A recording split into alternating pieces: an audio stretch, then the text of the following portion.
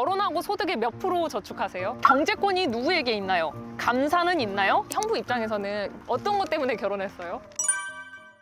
안녕하세요, 조울트입니다. 여러분, 제가 오늘은 반포 한강공원에 와 있는데 요즘에 제가 인스타에 무물만 하면은 뭐 연애, 결혼, 그리고 결혼과 재테크에 대한 질문들이 되게 많거든요. 그래서 오늘은 저에 대한 생각, 그리고 저희 형부랑 언니네는 이미 우리 조카도 있고 하다 보니까 유부녀 입장에서 결혼과 재테크에 대한 답변도 같이 들어보면 좋을 것 같아서 오늘 카메라를 들고 왔습니다. 마침 언니한테 전화가 왔네요.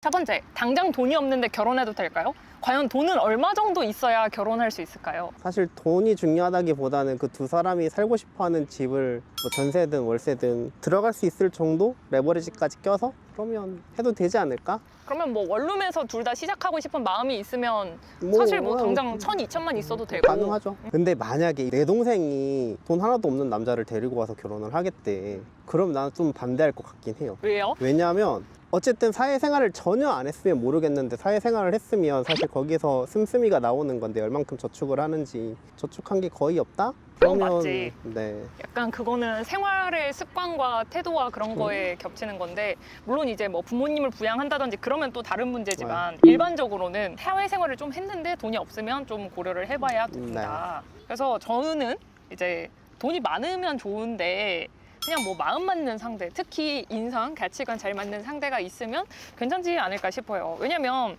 같이 살면은 주거비도 그렇고 식비 이런 모든 게 다 반으로 줄어들잖아요. 소득은 둘이 합치면 더 커지다 보니까는 모을 수 있는 돈도 훨씬 많고, 그리고 또 정부에서 지원해주는 공공임대주택 이런 거 혜택 되게 많거든요. 그래서 그걸로 주거 문제도 해결할 수 있어서 저는 둘 다 원룸에서 시작할 의사만 있다면 사실 당장 모은 돈이 없어도 괜찮을 것 같긴 해요. 근데 현실적으로는 많으면 많을수록 좋다. 근데 전제 조건은 이게 그 결혼이라는 게 사랑만으로는 되는 거 아니잖아요. 결혼은 그렇죠. 내가 사랑에 빠졌을 때는 모르잖아요. 이 사람이 아닌 게 있으면서도 자꾸 흐린 눈을 하면서 자꾸 결혼을 하게 될 수도 있는데, 제가 또 이혼 전문 변호사 이런 영상을 많이 봤었어, 결혼하기 전에. 근데 거기서 하는 말이 아기를 낳으면 이렇게 힘듭니다. 거기서 뭐라 했냐면은 상대방이 서로 비밀이 없어야 돼. 그래서 모든 게 투명하고 가끔 뭐 카톡 보면은 막 이렇게 숨기고 그러는 거, 그런 게 아니어야 되고, 그리고 모든 걸 물어볼 수 있어야 돼. 그리고 모든 걸 답할 수 있어야 되고. 혹시 두 분은 그러면 결혼하기 전에 휴대폰을 서로 공개한 적이 있어요? 결혼하기 전에 없는 것 같은데? 아니, 우리 서로 톡이 울리면은 뭐야 누구야 하면 그래도 다 오픈은 했어. 애초에 그러니까 숨기는 게 없었다. 그리고 우리는 핸드폰 비밀번호가 똑같아. 서로 근데 막 일부러 보진 않죠, 당연히. 네. 두 번째 질문. 내년에 결혼 예정인데 예랑이는 대출을 무리하게 받아서 내 집 마련을 하고 싶어 해요. 괜찮을까요? 대출 이자는 급여의 몇 프로가 좋을까요? 나는 거의 100%인데. 급여의 100%? 아, 그거는 월급의 100%지 거의. 근데 그거는 둘이만 오케이 하면 문제 없는 거 아닐까 싶긴 해요. 근데 이제 한 명이 막 공격적인데 한 명은 보수적으로 하고 싶고 하면은 네. 이제 좀 문제가 되는 그럼 거죠. 조정을 해야지. 둘이 맞춰야지. 뭐, 그럼 둘이 안 맞을 경우 어떻게 해야 돼요? 못 만나는 거지. 너무 극단적인데? 그러니까 맞춰보려고 최대한 노력은 해야죠. 근데 그게 맞춰지지 않으면 이제 결혼 생활에서 그런 금전적인 부분이 엄청 큰 비중 중에 하나인데, 그게 안 맞으면 계속 이루어질 수 있을까? 계속 싸우지 않을까, 돈으로? 그렇게 생각이 들어서. 대출 이자는 급여의 몇 프로가 좋을까요에 대해서는 저는 사실 우리나라에서 DSR 규제를 하고 있잖아요. 근데 DSR이 이제 소득에 따라서 대출을 해준다는 건데, 우리나라에서 이제 보통은 DSR 40%를 하거든요. 연간 소득에서 40%를 대출 원리금으로 낸다는 거죠. 그래서 저는 이 금액 안에 들면은 좀 안정적이지 않을까 싶어요. 진짜 내가 공격적으로 한다면 한 50%? 원리금 기준으로 50%? 이 DSR은 네이버에 DSR 계산기 치면 나오니까 요걸로 한번 참고해보시면 좋을 것 같고요. 그러면 형부는 진짜 대출 풀 한도로 끌어가지고 네. 집을 샀어요? 네.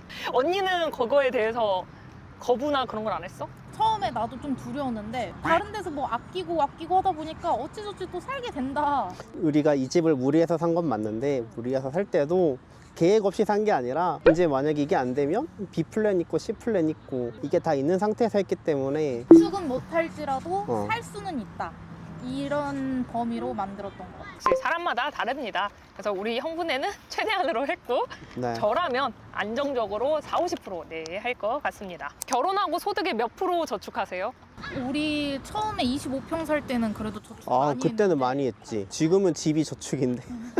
그럼 몇 프로나 나가요? 소득 대비해서 대출 이자가? 월급에는 100%. 그 100%라는 게 생활비 포함인데 이제 관리비라든지 요 정도? 그러니까 이게 따로 뭐 예적금을 하거나 그런 건 그런 건 전혀 못 하죠. 지금은. 성과금은 저는 연말에 좀 많이 받는 편인데 그거는 이제 다 저희는 7, 80% 하는 것 같아요. 제가 체험단 이런 거 많이 데리고 다니니까 좀 식비가 적게 나가는 것 같아요. 블로그 체험단 이런 걸로 생활비 아끼는 것도 좋다고 생각을 하고 뭐 이직이나 승진, 엔잡 이런 걸로 미리 준비를 해두면 좋을 것 같아요. 확실히 이건 나중에 좀 도움이 되더라고요. 결혼하면 바로 임신 계획인데 골주의 임신 계획이 궁금해. 근데 경력 단절이 무섭다. 언니도 뭔가 결혼을 하고 아기를 낳으면 경력 단절에 대해서 생각을 해봤을 텐데 이거에 대해서 어떻게 극복을 하고 하성이를 낳았어? 직종을 아예 바꿨어요.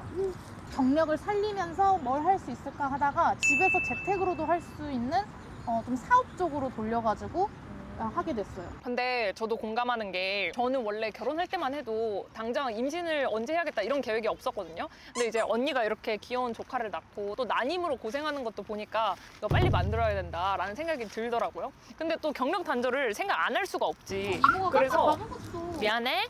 제 그 인스타 보면 자산관리표라든지 이런 거 많이 만들어 놨잖아요. 그리고 유튜브도 하면서 요즘은 상대적으로 좀 두려움은 적은 것 같아요. 경력 단절이 진짜 무섭다고 생각을 해요. 저도 그렇고. 근데 항상 문제는 조금 더 하면 돈을 더 벌 수 있는데, 더 좋은 집 살 수 있는데, 더 여유로울 수 있는데 이런 생각 때문에 사실 비교할 수도 없는 임신을 미루게 되는 것 같기는 해요. 내가 자리 잘 잡으려고 하다가 폐경이 온다고 하는 거야. 그래서 저는 우리 조카가 이렇게 웃는 것만 봐도 참 힐링이 많이 되거든요. 그래서 우리 골찌들도 당장 임신 생각이 없을 수 있는데 저는 뭐 돈도 물론 많으면 좋지만 단란한 가정을 꾸려가지고 행복하게 이렇게 피크닉도 오는 게 참 좋을 것 같아요. 그러면 다음 질문. 경제권이 누구에게 있나요? 감사는 있나요? 먼저 저부터 얘기하자면 저희 집은 저한테 있습니다. 모든 경제권이. 저희는 사실 둘 다 갖고 싶어 해가지고 서로 주식 계좌를 깠고요. 남편이 수익률이 엄청 낮고 제가 높아가지고 제가 관리하기로 했답니다. 감사는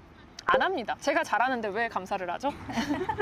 다만 제가 이제 구글 드라이브에 뭐 가계부랑 자산표 이런 거 올려놔가지고 남편이 가끔 보기는 하는데 제가 뭐 워낙 잘하다 보니까 감사할 게 없겠죠? 그러면 우리 두 분은 네. 경제권이 누구에게 있나요? 전 전적으로 여기 맡겼습니다. 되게 반대되는 케이스다. 그럼 남편은 믿을만 합니까? 네. 우리 가계부를 쓰나요? 예전엔 가계부는 썼는데 썼는데 요즘 안 요즘은 써요. 안 써요. 왜 안 쓰죠? 육아하다 보면은 돈 관리는 둘 중 더 잘하는 사람이 하는 게 맞다. 다음 질문. 시월드 스트레스. 시댁 행사 어디까지 참여하는지, 시댁에게 용돈은 드리는지.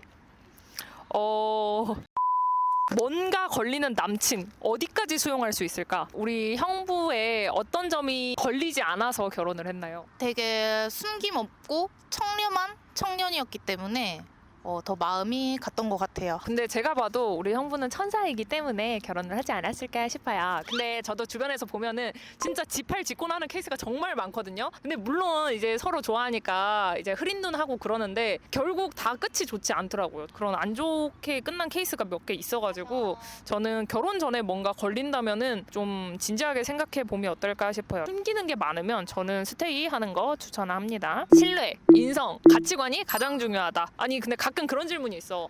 아니 저는 뭐 5천만 원을 모았는데 저희 남친을 까보니까 남친은 1,000만 원밖에 안 모았더라. 그래서 내가 너무 아깝다. 어린 질문이라고 생각합니다. 그런 생각을 갖고 있으면 결혼 못 할 것 같은데. 그 저도 누구를 동감하는- 만나도. 네, 저도 동감하는 바입니다. 결국 둘 중에 누구가 더 많을 수밖에 없어요. 그래서 그거는 너무 계산적으로 생각하면 안 좋은 것 같아요. 본인에게도. 그리고 다음 질문. 상대가 재테크에 관심이 없어서 가끔 한심해 보여. 혹시 언니가 한심해 보인 적 있나요? 그런 건 없어요. 물론 둘 다 관심 있으면 베스트인데 한 명이 없어도 상관은 없다고 봐요. 왜냐면 오히려 모르니까 내 말 잘 따라올 수 있거든요. 근데 이제 잘 모르면서 내 말에 계속 딴지 걸고 그거 아닌데? 그거 싫은데? 이런 식으로 하면은 그건 조금 문제가 있지 않을까 싶어요. 그래서 딴지까지 건다면 저는 가치관이 안 맞다고 생각해서 굳이 안 만날 것 같습니다. 저 그래도 돈 열심히 모아갔어요. 언니는 그러면은 형부가 돈을 하나도 안 모았어. 아. 그리고 재테크에도 관심이 없어. 그럼 어쩔 거야? 결혼할게요? 대신 경제권 그러면 다 내가 가진다고 해야지. 오. 내가 관리하는 거 동의하냐 해서 동의한다 그러면은 같이 모아볼 그게 있는 건데 아니 난 싫다 이대로 흥청망청 쓰겠다 하면은 나랑 그 경제 가치관이 안 맞은 거니까 안 할 것 같아. 돈 관리 방향이 달라서 통장 안 합치는 건 괜찮을까요? 우리 두 분은 합쳤나요? 사실상 집에 다 들어가 있어서 맞아. 합쳐진 거긴 한데 결혼하면은 합쳐지게 된다. 집을 사야 집을 사야 되니까. 질문은 여기까지고요. 혹시 더 궁금한 게 있는 우리 예비 신혼 골치들이나 의견을 추가하고 싶은 유부 선배들은 댓글로 또 고견 남겨주시면 참고하도록 하겠습니다. 우리 다들 내가 이룬 가정 안에서 더 행복하게 살아보자고요. 날씨가 진짜 좋습니다, 여러분. 요즘에 너무 우리가 막 재고 따지거든요. 근데 우리 생각해 보면은 저도 어렸을 때 저희 부모님이 16평 여기서 저희 4명이 살았거든요. 근데 되게 잘 살았고 또 저희 전 임차인도 지금 제가 사는 빌라에서 거의 6년을 사셨더라고요. 요즘에 이제 보여지는 매체들에서 좀 되게 좋은 것들이 많이 나오다 보니까 뭔가 나도 저 정도 아니면 안 될 것 같고 저 정도 아니면 결혼 못 할 것 같고 그러더라고요. 근데 사실 가장 중요한 거는 인성, 가치관이라고 생각을 하거든요. 너무 계산적인 그런 마인드만 조금만 버리면 좋지 않을까.